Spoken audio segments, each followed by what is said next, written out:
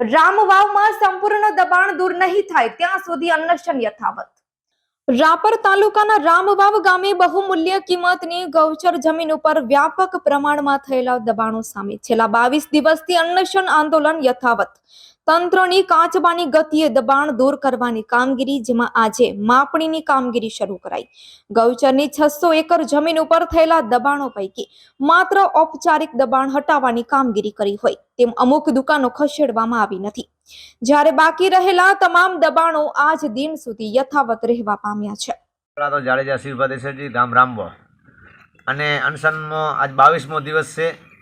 આજે DRL દ્વારા માપણી કરવામાં આવી છે અને જે અમુક અધિકારીઓ રહ્યા જે એ મળેલા પણ મને એવા લાગે છે।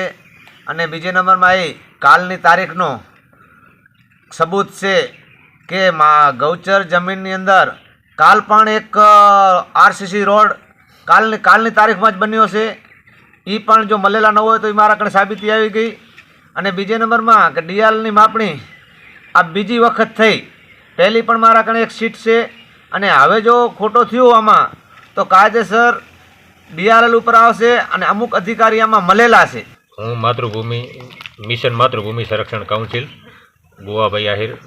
હું આજે શિવભા દેસાઈજી જાડેજા ગામ રામવાવ આજે એમનો અનશનનો 22મો દિવસ છે, પણ તંત્રએ હજી ઢીલી નીતિ રાખીને પણ હજી એમની સાથે અન્યાય કર્યો છે ગૌચર જમીન બાબતે।